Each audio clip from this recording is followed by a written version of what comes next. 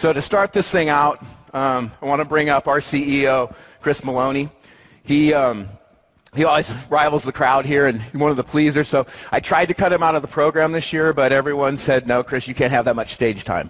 So they cut me back, actually, and he's going to come up, and then he's going to do a roundtable after that. So Chris Maloney, hopefully he's here. Good.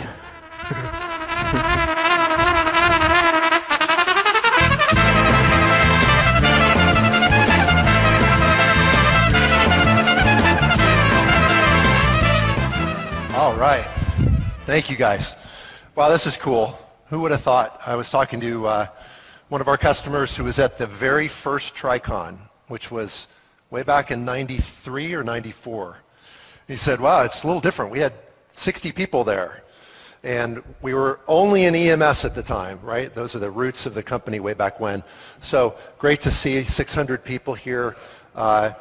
I think this is going to be a fun conference. It's fun for me because it's different. Every year it's something, we try to do something a little bit different. And I can honestly tell you that in large part, what we do different is because of the feedback from you guys. So this year, probably the biggest difference, apart from the fact that Chris really did try and squeeze me down. I had like 5 minutes. Now I'm going to take 45, just so you know, Chris. Is if you think about sort of the evolution of this conference, for those of you who've been here several times before, it started out being TriTech presenting to you guys whatever it is we thought was relevant, giving you training sessions and things like that, talking to you about new product. And then it started to be you guys talking to each other about what's important. So learning from your experiences and how to work with the products, how to manage the things that you guys go through every day in the industry. This year, we're taking a little different twist. We're doing both of those, but now we're trying to bring in some thought leaders from the industry, folks that are setting policy, that are working on some very important things in the industry, and basically charting the course for the future of public safety. So you'll hear what I'm talking about throughout the day and throughout the conference, but look for those sessions that are about thought leadership, because it is a little bit different, but I think you'll get a lot out of it. So I'm going to do something a little different. I'm not going to go through some big speech and big data like we did last year. I'm going to instead talk about some things that are happening in the industry that I think are very important. And you're going to probably argue with me. Maybe you'll disagree with some points. Maybe you'll agree with some points, which is awesome. But this is not intended for you guys to say, oh yeah, Chris, you're totally right. It's more thought-provoking for you guys to think about the future of this industry. What's the last really, really major event that happened in this industry? Like super big. That was a catalyst for the future, right? Maybe 9/11? I would argue Y2K. I mean, I think 9/11 surely was a catalyst for a lot of things in this business, but Y2K was really the last major replacement cycle for systems in public safety. Everyone had to replace their system all at once, right?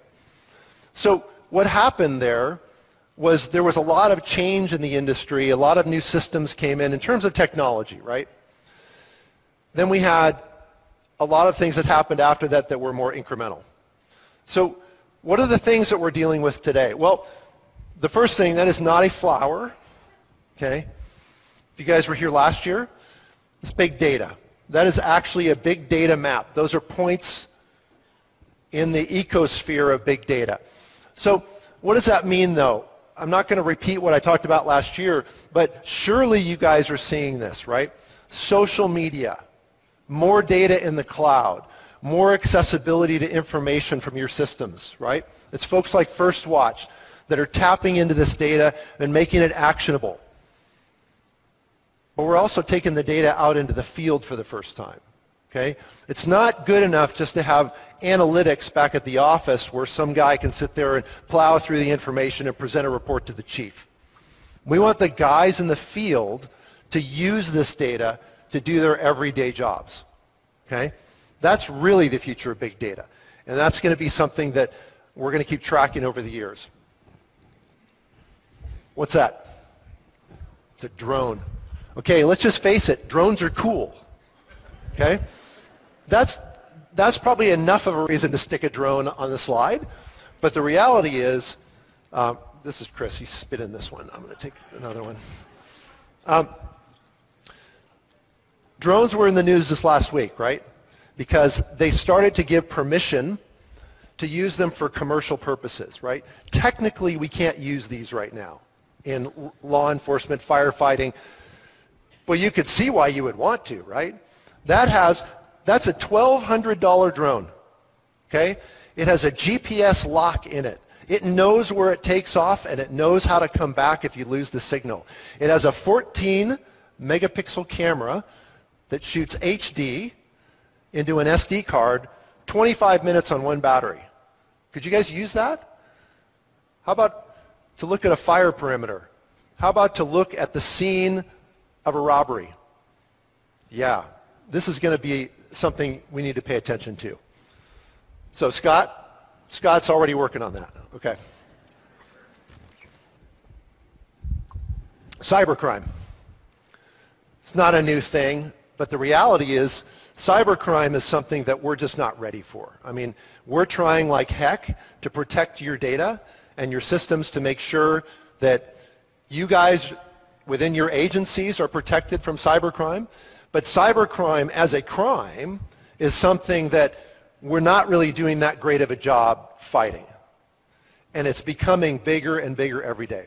There's a hacker conference every year in Las Vegas. I think it's called DEF CON. And it's huge, right? All of these hacker nerds get together and they talk about how to hack systems, right? There was a session this year in Las Vegas called Hacking the 911 System. It was literally a roadmap on how you would hack the 911 telephone system. Okay? Now, their goal, supposedly, was to show you how vulnerable it was so that we could do something about it. But literally, you can go online and you can see the presentation, and there are slides on the vulnerabilities and areas inside the 911 system that can be hacked. That's disturbing to me. I don't know about you guys. But there are nationwide systems like that that we really don't know how vulnerable they are. So that's definitely going to be something that we're going to pay attention to, right? What's that? We talk about the cloud. We had some sessions about the cloud last year. Cloud in our industry has not really taken off. I think it will, but not for a while. And the reason is, as we all know, cloud is a little scary, right? We just talked about cybercrime. Why would I want to stick all of my CAD and records data in the cloud? It could be attacked, right? Well, we had a really good debate last night. I had a dinner with a couple of folks last night, customers, thought leaders that we're going to introduce in a little bit. And this was a big topic of conversation not because of putting it in the cloud, but all of the factors that go into wanting to put things in the cloud, right? Let's face it, almost everything we do personally right now is in the cloud, right? Facebook, you know, my banking is in the cloud, my telephone's in the cloud, right? I mean, we use the cloud all day long. We just don't even think about it. But in our industry, in part because of funding problems, right?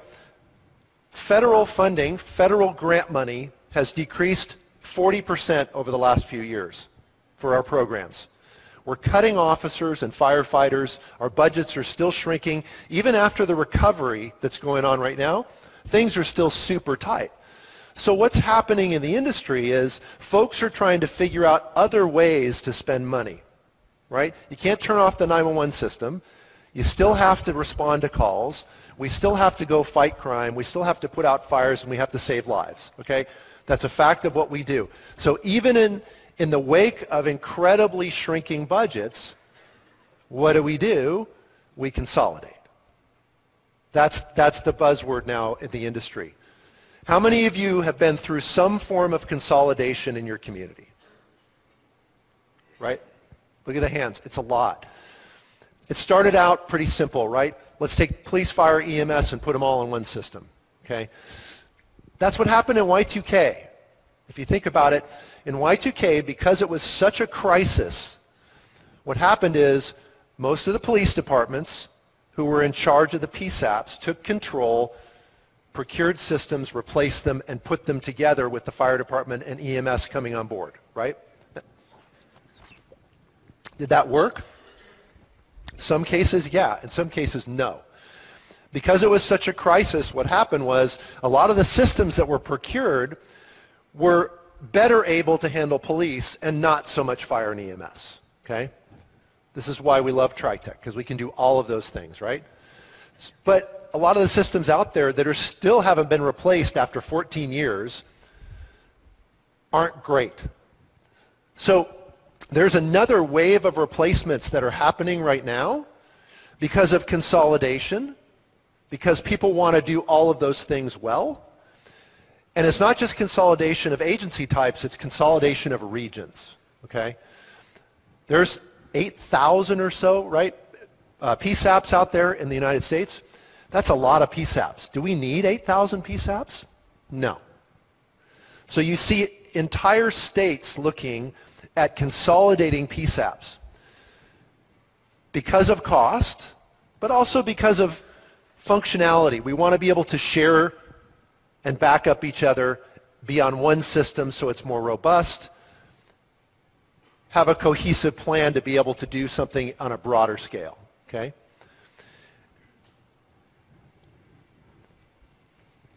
This is something that we're going to talk about on Tuesday morning.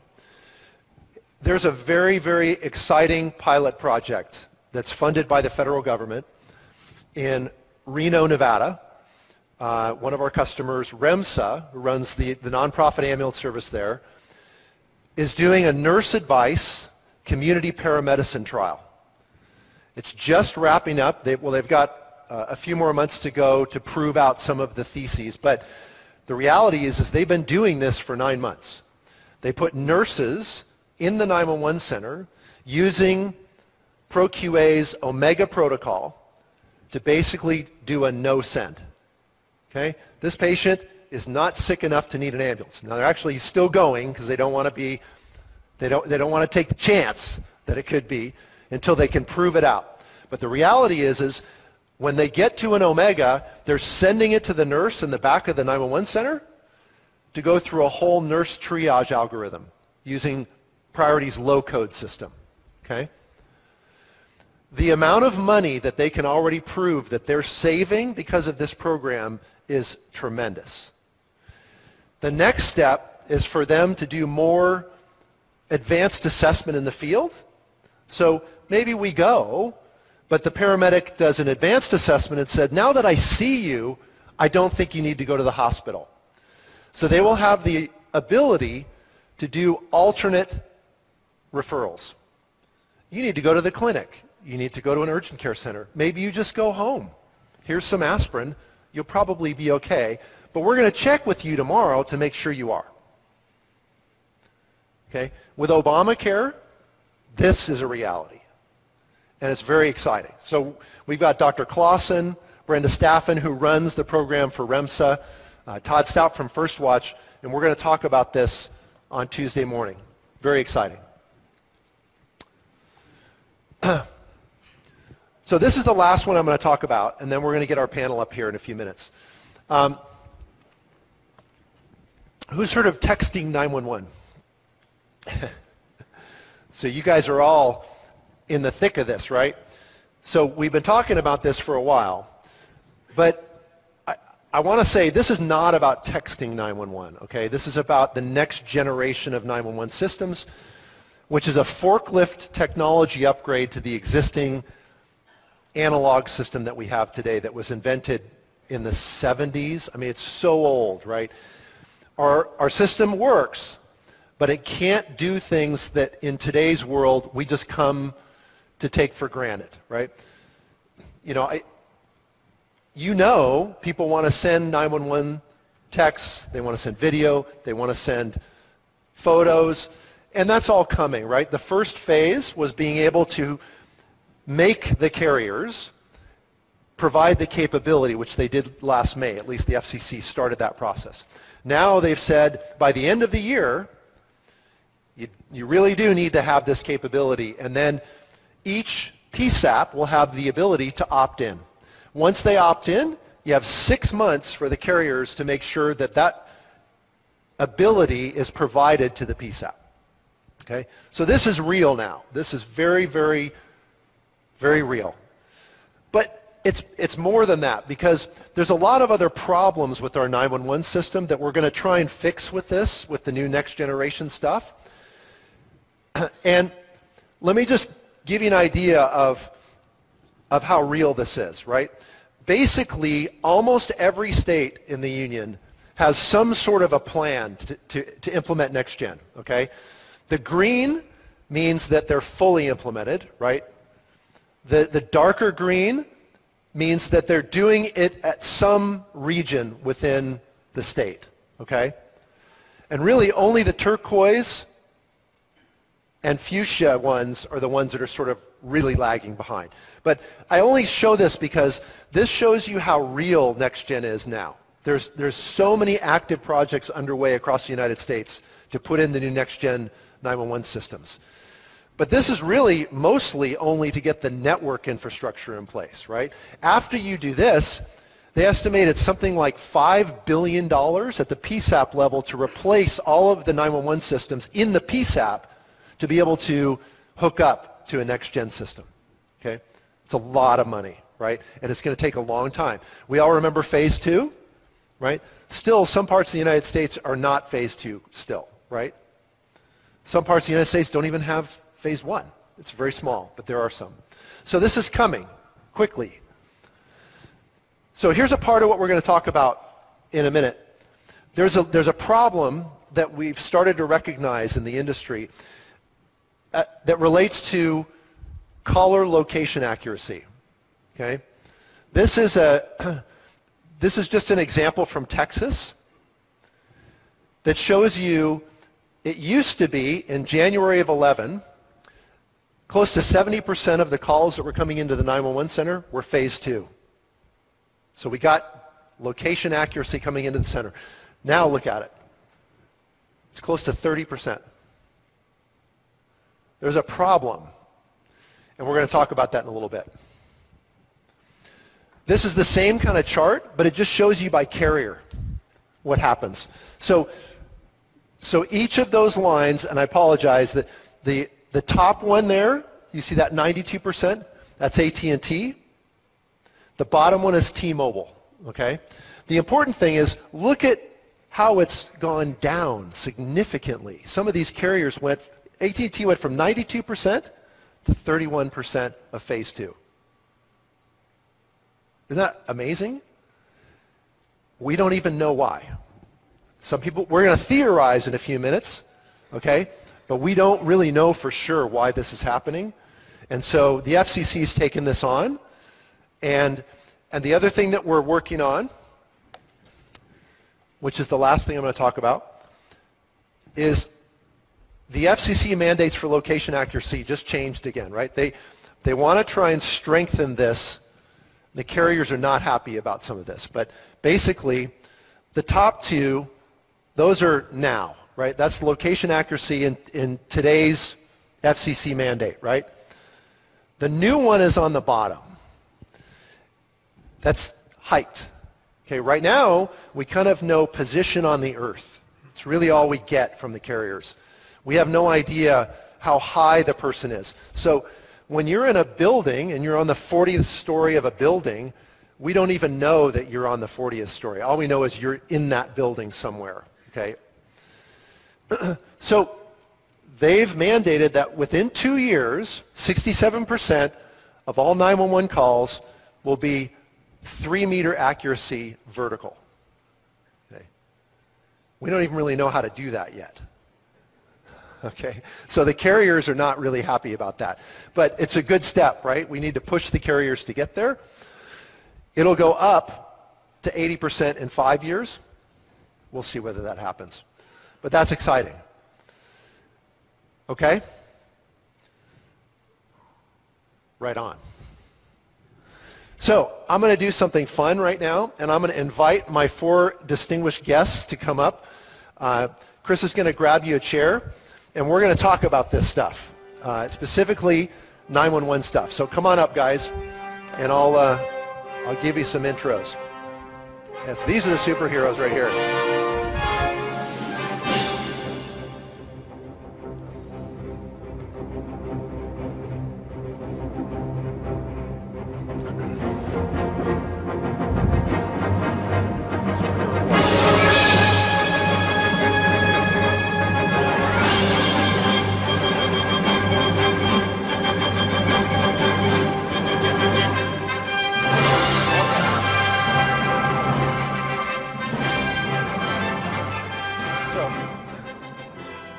I want to introduce these folks.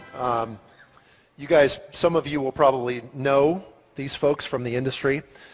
We tried to get a good cross-section of talents. The first one on your left is Mark Fletcher. You can call him Fletch, or Mark in the dark. That's another story. Mark is the chief architect for worldwide public safety solutions for Avaya. How many of you know Avaya? How many of you have an Avaya? Right, okay. They provide next generation communication solutions to most of the larger public safety entities around the world. Fletch has won numerous awards, including the NextGen 911 Institute's Professional Private Sector Award. He's very active in setting industry standards. He's the author of the NENA model legislation on MLTS PBX. He's a member of the APCO Standards Committee, vice chair of the European Emergency Numbers Association, and a member of the board of the NENA Institute. And I'll talk about Mark in the dark later. So next to him is Brian Fonts. Brian is the CEO of NENA. Previously, he was the VP Federal Relations for Singular and later AT&T. Before that, he was VP of Policy and Administration for CTIA, an industry advocacy group. He served as the Chief of Staff and Senior Advisor to the Commissioner of the FCC, and he was a Professor of Communications at the University of Massachusetts, Amherst. Welcome, Dr. Fonts. Next to him is Michelle Bland. Michelle has a cool resume because she is in charge of 911 for all of CHP, which is 25 communication centers linked to 4 hubs around the state. Probably the most knowledgeable user of 911 potentially in the United States. She has a bachelor's degree in accounting and a master's in global business management. She's had 9 years with AT&T as an engineer before coming to the CHP as a 911 program manager. Next to her, George Rice. George started his career as a private investigator, right? In Maryland, he worked for the FBI and then 10 years as a special agent in the DEA. After his government career, George moved into the nonprofit world where he serves as a trustee for the Alvernia University, member of the Police Research Forum, co-founder of Rags for Peace, an anti-violence and suicide prevention organization. George is now the executive director of iCERT, which is an industry council on emergency response technologies, which is a public safety advocacy group. So if these guys don't know what they're talking about, then we're in deep trouble, okay? So I've got my own questions, and if we have time, then we'll get to yours. But Chris didn't allocate a lot of time, so we'll see. So I'm going to start with Brian, if you don't mind. So in my presentation, it's really nerve-wracking to have them sit here when I'm talking about 911 because they're like this, like, I don't think that's not true. That's not true.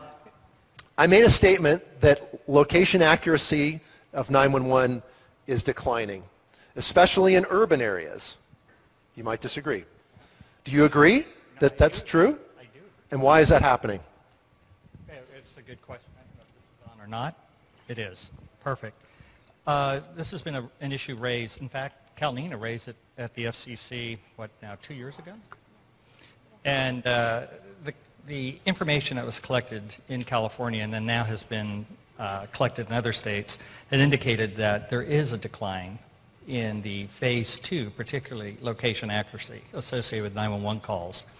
So in going back and trying to figure out, because in my conversations with carriers, depending on the carrier, some would tell you they do absolutely everything correctly, and they meet the FCC rules and requirements, and they believe that, and I respect that.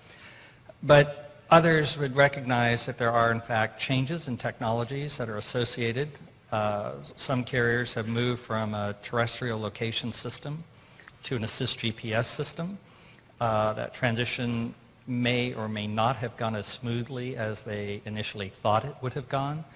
And so there are some problems, I believe, associated with that. Regardless of the cause, the consequences of the cause are substantial, certainly in trying to locate somebody who is making a 911 call. But in the context of the government becoming interested in this issue, this is what really has triggered, in large part, the FCC's recent proceeding on location accuracy. You've referenced that in your presentation. And so, the comments have already been submitted in the docket. The Commission will likely move forward probably toward the end of this year, early next, with perhaps new regulations on improving location accuracy requirements. And it will be interesting to see how carriers respond to that, particularly given the fact that they've been accused of degrading, if you will, phase 2 location.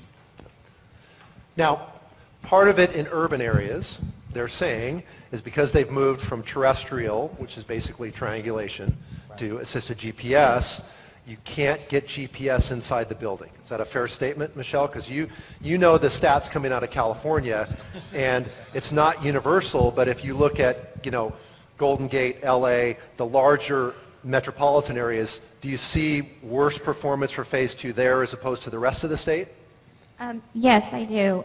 With cell sector routing, I've noticed, and when the calls come in, majority of the calls are coming in phase 1, and they're requiring a retransmit. And so that's why carriers are now putting in-building sites in to cover the areas where you weren't able to find them. And within building sites, we know that at least that tower is for that building, which will allow us to know that the caller is within a building. And that's the biggest thing we see coming out now to deal with that location-based accuracy problem. But a lot of calls are definitely coming in phase 1 before they come in phase 2. And it's great to move to next generation 911, but until you get phase 2, it doesn't help you to move to next generation because we've already delivered the call to possibly the wrong location because we've delivered based on a tower versus based on where they're actually at. Well, Michelle, you could just do a rebid. I mean, come on. But you've already delivered to the wrong place. You need to get the information the first time. And a lot of times, even when you do a rebid transmit or a rebid, that's great, but our dispatchers are fast. They do their job efficiently. A lot of times they don't need to do a retransmit to find them. They've already asked, they've already typed in the location, they've already dispatched before a retransmit could even come back. So the value in that is diminished. You really just need to deliver the call with the information the right way the first time to the most correct PSAP. So, Fletch, NextGen, is it going to fix this problem? Chris, I mean, with NextGen, you have to look at what it actually does. It can fix the problem. The problem today is that we've got a network in place that's capable of communicating analog voice. There's no data path. So anything, you could implement smoke signals. If that was able to communicate data from the origination point to the call takers that need to provide the help, then that would be an improvement over today's network. Smoke signals, you heard it here first. We have a new module coming out next week. Scott will show it to you. So anything can help the problem, right? But it seems like we've got issues with the technology, AGPS, which is an issue too, right? It takes a while to acquire the signal. It's not instantaneous. But when we go to Z, if we can't get X and Y, how the heck are we going to get Z? Well, yeah, and the only way that you're going to get Z is with some type of beacon technology.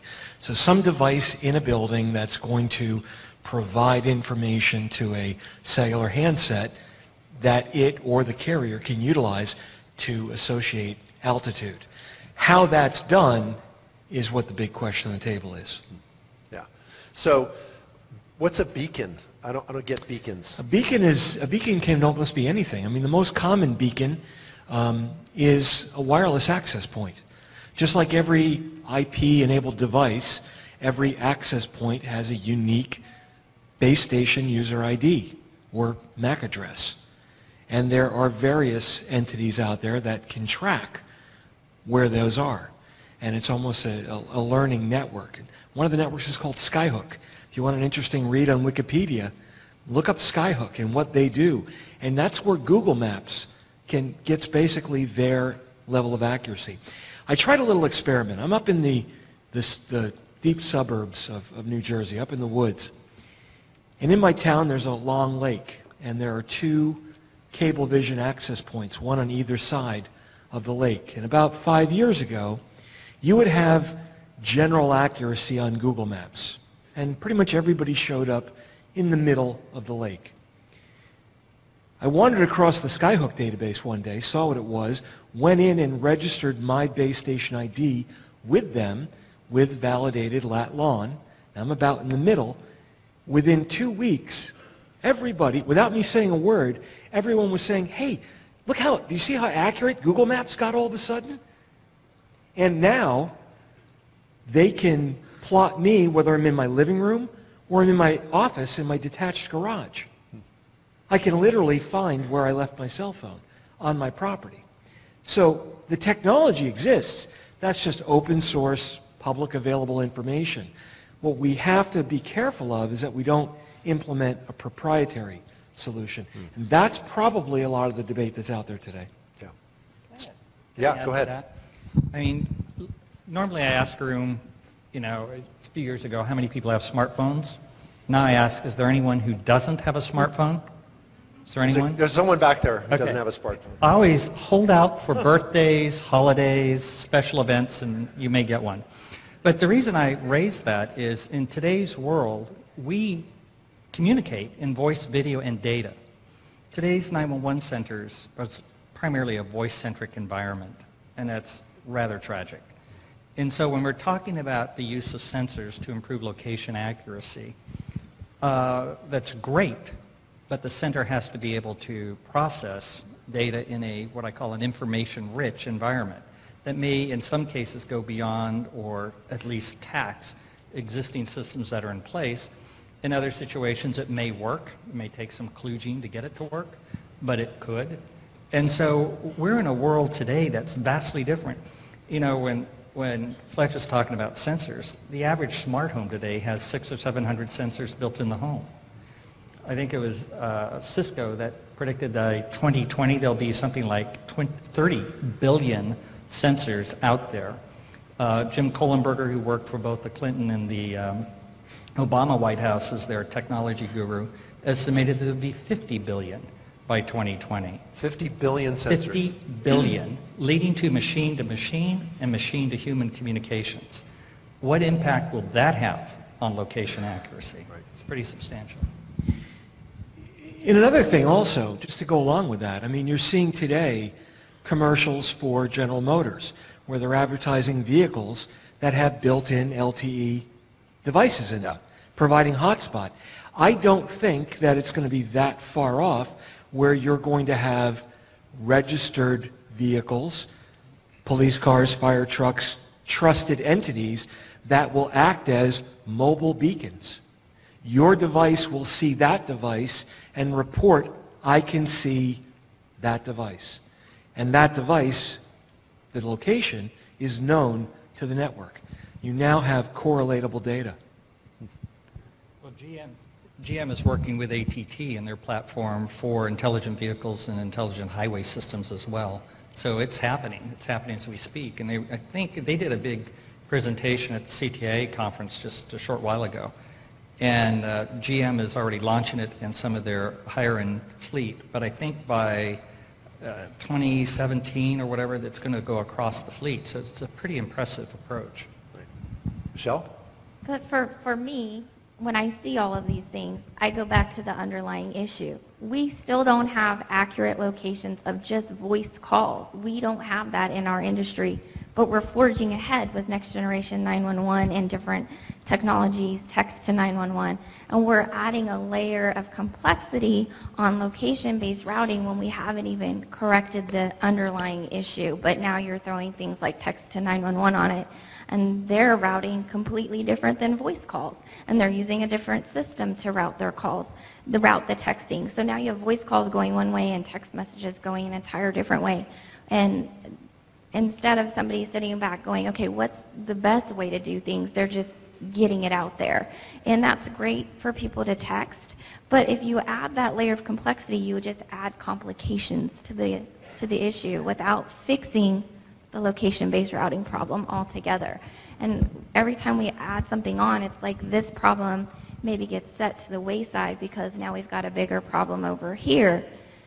But you have to fix the first problem, or you're just throwing Band-Aids on top of Band-Aids. And until you've resolved that, that's great. They're doing cars and beacons and fabulous. But if I dial 911 and you can't find me, something's going to happen to me or my family, and that matters to me. There you go. Good point. So George, we're tightening the legislation around accuracy levels. How does the carrier industry feel about that? Are they excited? Excitement may be another thing. And maybe there's some cause for optimism here. And I see we sit at an opportune time, and not the least of which is that we have key stakeholders on these issues that are very aware of the difficulties and very willing to work on some of these difficulties. We see certainly with CISRIC engaging in a very robust dialogue, looking to provide some answers to the field. We have industry looking to very deliberately work with the public sector to make some really good positive first steps as well. And we have actually an example of having done this in a voluntary environment as well, to your question, Chris, to some extent. My sense of the carrier market is that the voluntary side, the working in tandem, public sector, private sector, to get to a ready and real solution is something that they would likely want to see. And with how we got to the origins of the Text to 911 agreement as well, I think we have an example of how we can get there. And some people on the stage were actually instrumental in bringing that about. I do see as well that the more hybrid the situation is, perhaps might be the better off, the better way to go. Obviously, we have the network-based solutions that get to an answer quite quickly. Assisted GPS provides a little more accuracy, but it's not as quick. There are beacons that add to that as well, and there's some potential for something that I see that's happening in the Southeast Asia arena right now. There is the public opt-in component that we have yet to explore here in North America, whereby citizens provide to the public sector their data, and they're always in a particular type of a system. Where the individual opts in, the location accuracy will go up as well, and perhaps that's another thing we can add to our quotient. Brian? Yeah, and I just wanted to note that for an example, in Japan, their system where the opt-in on the beacon front to improve location accuracy has not been well received by the public. You're not getting a lot of opting in, if you will, with that particular solution. On the location accuracy from the carrier perspective, of course, they would want to have an agreement rather than regulation. Regulation is costly. You have to report it on all sorts of government forms, et cetera, et cetera. This commission, under this chairman, has been very explicit that if there is going to be any type of negotiated agreement, there has to be measurable metrics to determine whether or not that agreement is working at various points in time throughout that agreement's period. And that's kind of where we are in discussions with the carriers, is that if you are going to seek a location accuracy improvement regime, then what are the metrics? So, it's kind of show me the metrics and we'll take it from there. So Michelle started to touch on this a second ago. When we start adding texting to the network, or it's not really to the network, but we're adding this capability to our 911 system. There's some issues with that, right? And we have some pilot projects going on in the state of California.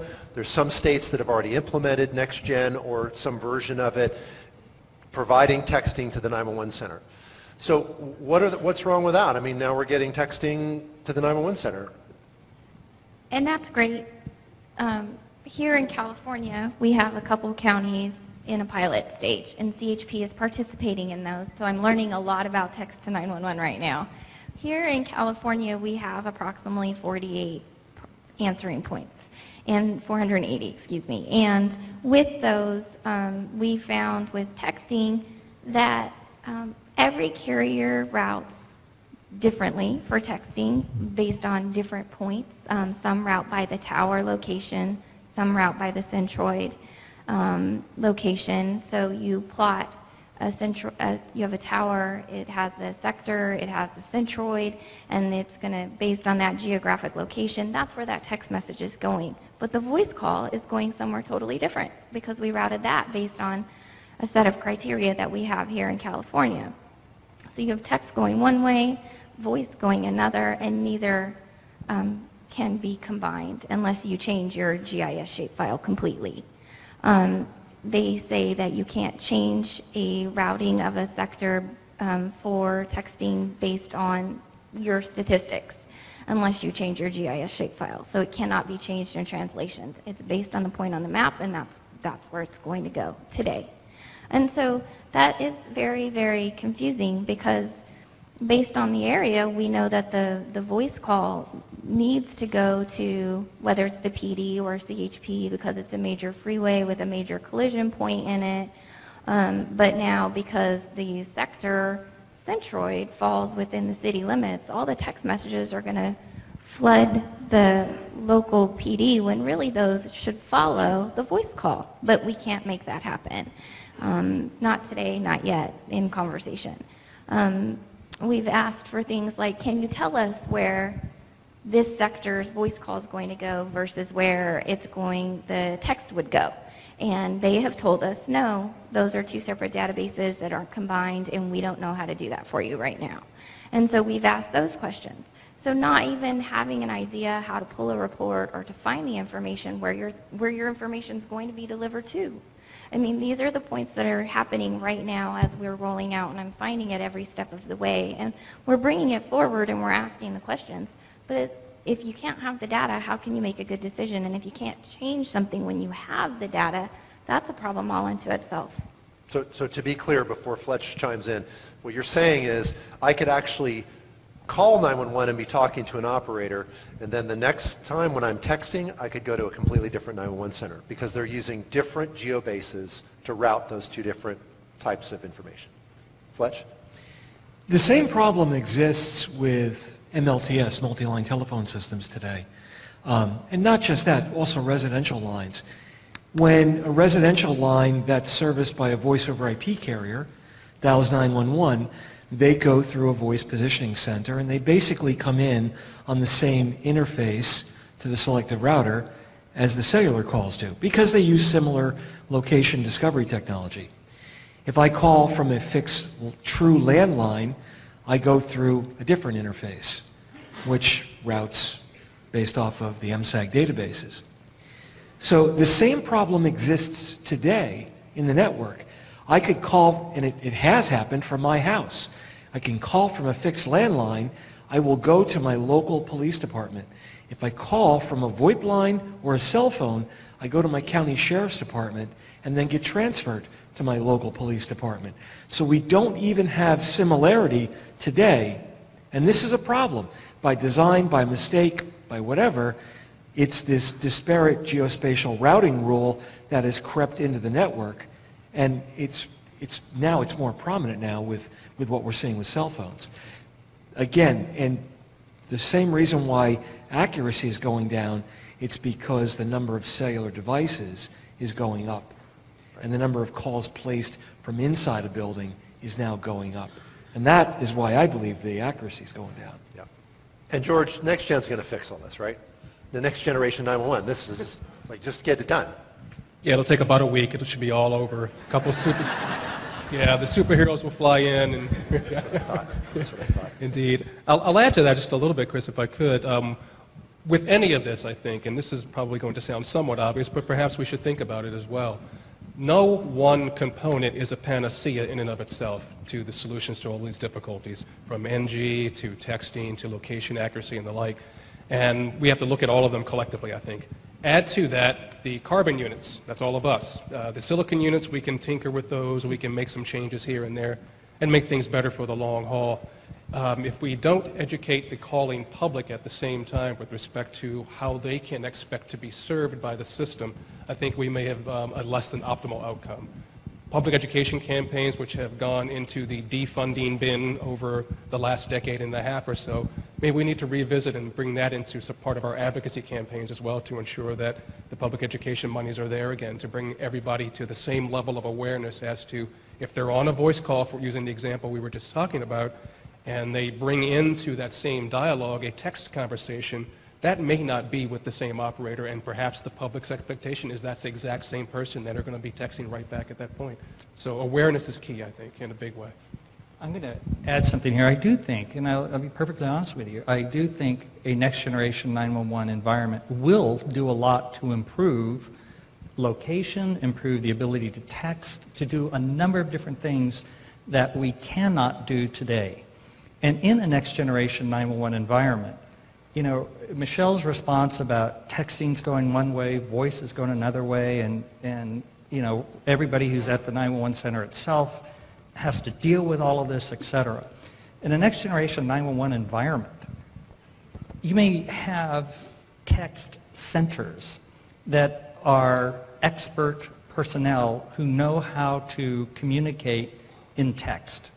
You may have video centers who can look at a video and pick something out in that video that you and I may totally miss because we're not schooled in the discipline of video analysis.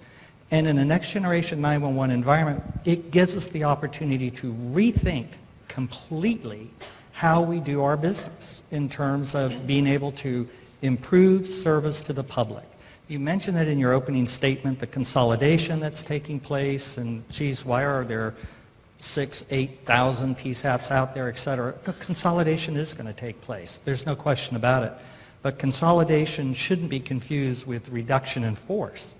And in fact, consolidation may improve the workforce out there in just sheer numbers, and also in skills, talent sets, and everything else to help improve service to the public. So, you know, there are times, the fun part of this job is thinking outside of the box. The unfun part of the job is when you do think outside of the box, to hear the reactions of people who saying, "Oh my God, that guy's crazy," you know, and I get that all the time. Yeah, you know, and it's just that's not how we do our job inside the 911 center. And when I go around and I sit down and I talk with, I call them 911 professionals, about their job and the multitude of screens that they have and what could be done to improve it, you begin to see that there's an understanding that, you know, there's a lot of work that goes on in these centers, a lot of pushing and pulling. So they've got that stuff down. Now we've got to give them the tools, the mechanisms to allow them to move to a new plane to be able to deal with texting to 911, video coming in, photographs coming into the 911 center, to have that expertise do the analysis at the same time that these calls are being addressed and dispatching is being made. Yeah, one of the things that, one of the crazy ideas I introduced was, when you have a call come into a center, let's take that audio and let's split that audio. And we'll come up with a concept of dispatcher teaming under certain circumstances. And we'll take that audio split, and this side of it, I'll treat the audio acoustically to where I minimize the background noise and enhance the speech. And on this path, over here, I minimize the speech and I enhance the background noise. And now with a dispatcher teaming environment, you have someone who could be trained in audio analysis. I think I did hear a shotgun being cocked 100 feet away. That's the thing that we can do. Those are the things that we can do. That's the outside of the box thinking that I hear all the time. You're crazy, because it's not normal. But if it weren't for the crazies, we'd still have rotary dial telephones. And looking outside the industry, especially for you, Fletch, some of these things are being done in other industries today, right? If you look at a call center for Citibank, it's much more sophisticated than the average PSAP. I, more than anybody else, take the 911 industry very seriously. But I got to tell you, the commercial contact center people, when they look and they see what happens in a 911 center, they just look at the inefficiencies of how the data is being dealt with, how the processes are working, the fact that you're doing a database dip over a 2400 baud modem. My God, we're talking technology that was barely around when I was a kid. It was a long time ago, right? So there is absolutely, and I think that's the value that a company like Avaya brings to the table. We deal with the large commercial contact centers. We deal with centers that are literally tens of thousands of agents spread out globally. We know how to deal with the big data problem, and we need to learn how to apply that to public safety. It's not just say, this will work here. We need to learn how to apply that to public safety and to fit in their model. That's the challenge. So Mark, let me understand, those companies have probably what, money to invest? Come on! Yeah, call me crazy. And they probably have very sophisticated technologists and data managers. They have leaders that are thinking of tomorrow's technology while they're already implementing today's technology and planning for the future. And the last time I checked, when we're dealing with 911, funding is so far an afterthought that it isn't even on the radar screen. The last time the federal government ponied up anything to 911, I think, was 2008, a whopping $43 million. Million, not billion. And when you're in Washington, people talk in billions and trillions. So millions is kind of like pennies. And that was only to do some pilot projects on examining next generation 911 under this brilliant middle class tax relief act, where there's $7 billion, with a B now, dollars, that eventually, if all the cards are played correctly, will go to FirstNet, which is a spit in the ocean, and I'm looking at it out there, in terms of what it ultimately is going to cost for FirstNet. And then when you trickle all of that money down as everybody's grabbing it as it's going by, they said, well, you know, we'll give $115 million to 911. So get a grip. The bottom line is everyone in this country should have the ability to reach 911. 911 is more than just an emergency call by an individual to an individual. When you look at big data in 911, it can be revealing. And I know that DHS hopefully will have in their dashboard metrics for California. And so now you have federal agencies beginning to see 911 as something other than that individual 911 call. And if there is value to that, then maybe, possibly, someday, in my wildest dreams, there'll actually be funding to support it. Likewise, here in the state of California and across the states that are represented here, and I'd love to sit down and talk to some of our foreign visitors, how it's funded in their respective countries. But there has to be a change in the funding and the leadership for 911. If we're going to reach the world of beacons, the world of next generation 911, the world of advancement in terms of 911, which in turn serves the American public. So last question. George, that's your job. Go get some money, man. What are you going to do? Again, just a week is all is needed. We'll take care of it. No, I think that 911 has suffered from its setting to some extent, in that is a patchwork of local, county, state, regional regulations, fee systems, management systems, and the like. It amounts to, as it accumulates into a full system, a nationwide system certainly, but clearly it is not a national system. Thus, the federal government probably sees it somewhat differently. And let's face it, 911 has worked relatively well for quite some years, and the not broken, don't fix it is a part of the psyche of DC as well when it looks at 911 as we see it today as well. My sense of that is concerted advocacy at the national level and certainly within the states, which is something iCERT does as well, could help us out on that and get past, I hope, some of the complexities and the difficulties that are aligned with a patchwork system across the entire nation. Right.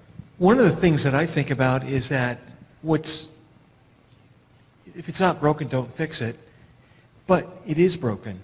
And when I look at New Jersey, every PSAP in New Jersey, the way they engineer the PSAPs is dual selective routers. So if I've got 4 call takers, I've got 4 camera trunks, each one's got actually 2 to both selective routers, so that's 8, and then another couple for spare, that's 10. So a 4-seat center might have 10 camera trunks. The state of New Jersey pays Verizon $3,000 a month for each one of those camera trunks.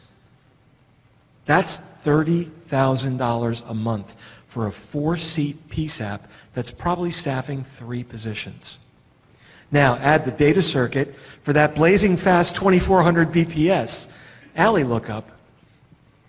That's where I see money being thrown out. So I totally agree with you. This takes money to implement, but the money that's being collected correctly, the little bit that actually is, and of that's actually making it into the 911 fund, because we all know the problems there, is a little pittance of what should be there, and then it's being spent on the wrong technology. And that's, I believe, what the funding model is. Yeah. There is a paper done for the Pew Charitable Trust about 2.5 years ago, and it reported work done in the state of Washington. And by building the telecommunication infrastructure to provide that broadband connectivity to PSAPs, they reduced their telecom expenses by 48% associated with 911. So talk about savings just in the telecom background gets to the point that you're trying to get at, or one of the points you're making in terms of just the savings alone being substantial, and then now taking a look at how you invest that savings into the next generation 911 context. And that's where it takes leadership. So I'm getting a lot of hope from this crowd, feeling like this is just going to work out. You guys feel that way? It's all going to be good. There's money coming at some point. Okay, that's all we need. I don't know how much time we have left, Chris. 5 minutes, okay. This is going to be chaotic because we're not ready for this, but anybody have something really interesting that they want to ask this crew in the 5 minutes we have left? You got to yell it out because I don't think we had, oh, we do, okay. We have a guy with a microphone coming to you right now.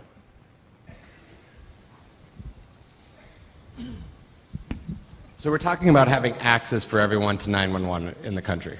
I grew up part of my life in Eastern Washington and Alaska.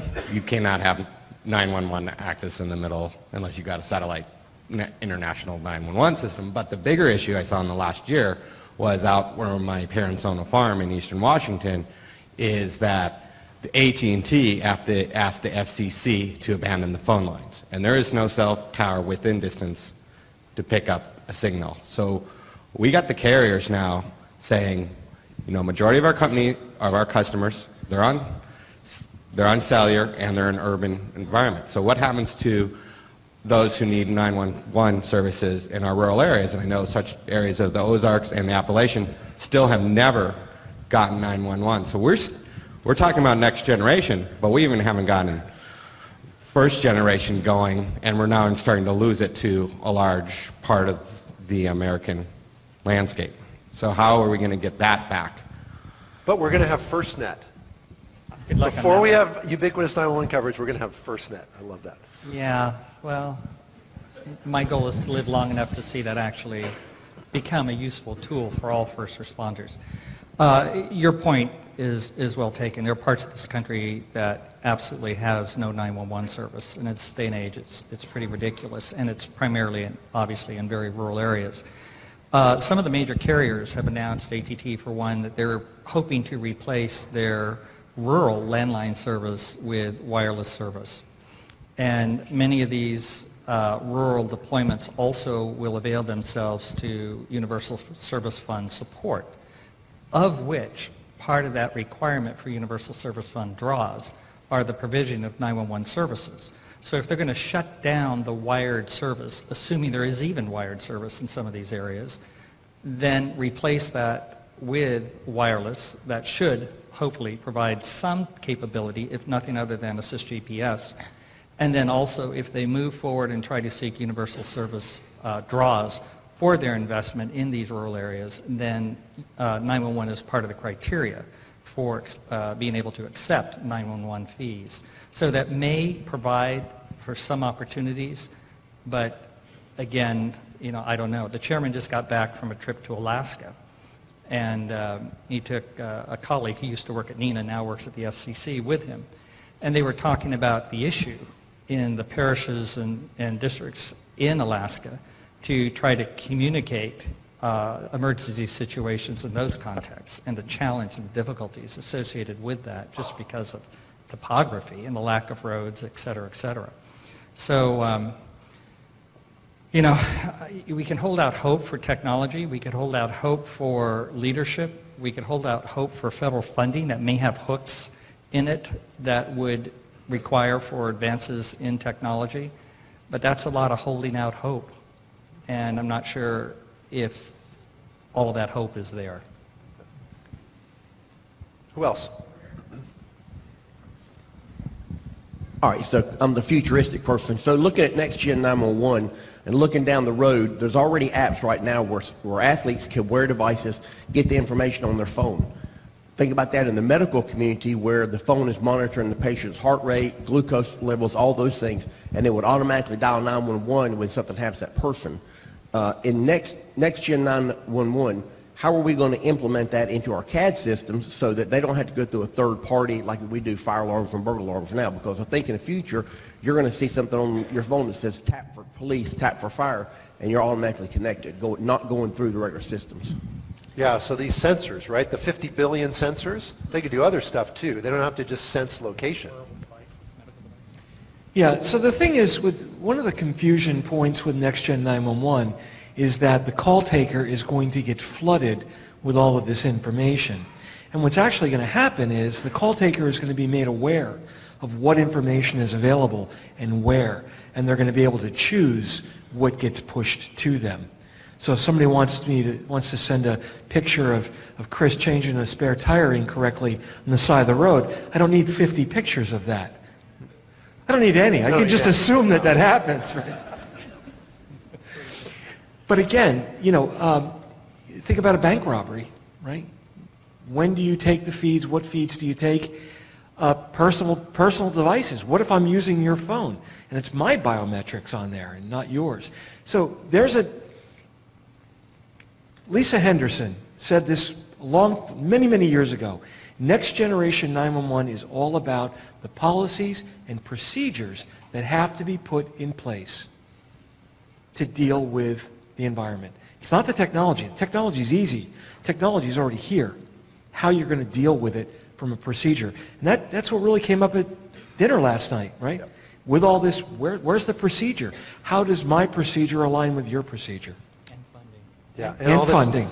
And all this data that's going to come in, and we could do a whole other session on this, right? We got to get ready in the comm center for how to handle the workflow with all this data, right? We're not even talking about that. What if a dispatcher gets this horrible picture of somebody getting their head chopped off from an accident? Does a dispatcher really want to see that? I don't. In Chicago, anybody from Chicago here? Chicago centers had video for years.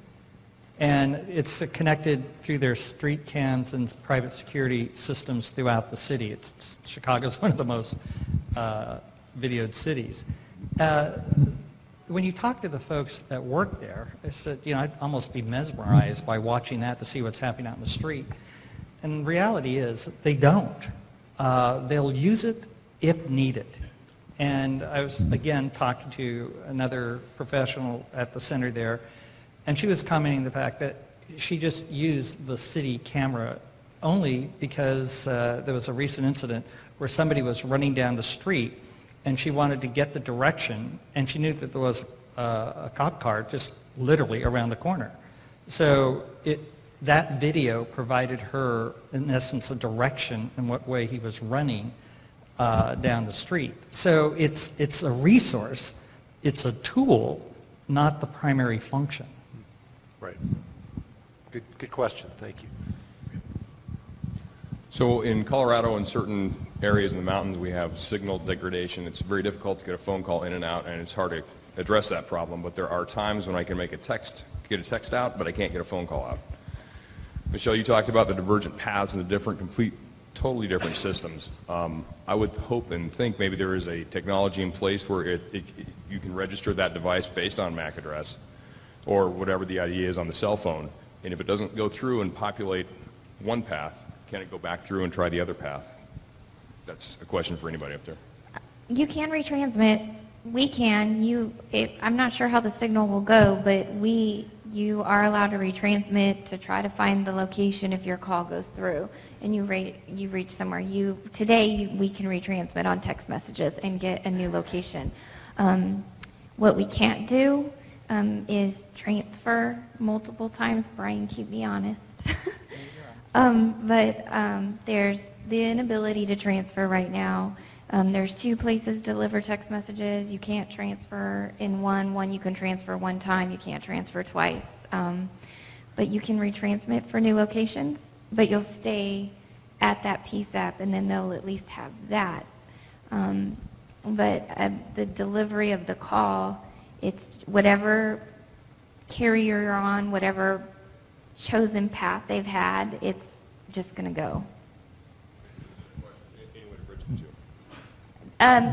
Today, I don't know. I would be speaking with limited knowledge if I answered that. Fletch, any way to bridge the two? I'm sorry, I didn't hear the question. Any way to bridge the 2 routes? Bridge to Text and or phone. Again, if you can't locate yourself, yeah. Maybe one or the other will get through and the other one. Right now, the FCC's, only would the government create this, Communication Reliability and Security Reliability Interoperability Council, CISRIC. CISRIC is studying the ability to use location in a texting environment to see how that can work. And keep in mind that texting is on an SMS platform as we know it today, and that platform is really, people are going to scoff when I say this, is a dying platform because they're really going to be moving to more advanced messaging platforms that will include a lot of functionality in that messaging, advanced messaging platforms. So what we're trying to do is to put a Band-Aid or try to fix location on the SMS platform because inevitably it's going to be in the marketplace for a few more years down the road until new messaging platforms are deployed by the carriers and used by consumers. So that is an issue being addressed currently by the FCC, CISRIC. Fletch has got something. Yeah, because you use the same device to make a phone call and to text on, a lot of people assume it's the same technology on the back end, when in reality, those 2 modes of communication are like salt and pepper from the network's perspective. And that's why you have this disparate routing. Could something be developed to merge? Yeah, but it would be a Band-Aid kludge. But as Brian says, with LTE technology, that's where that phone will now become an IP endpoint. That changes the game. Now you got salt, pepper, and ketchup. I can't tell you we're asking the question. Here in California, we're asking that question today, now. We don't have an answer because we have conference calls set up to discuss it today, but we're asking that question. We are following up on it, and we agree with you, so we're pushing it. Thank you. All right, so that's about it for these guys. Give them a big round of applause. Thank you, guys.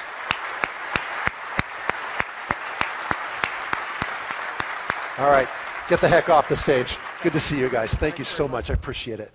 Thanks, George. Michelle, thank you so much. Awesome. No hug for me? Yeah, oh, of course. Yeah, yeah. All right.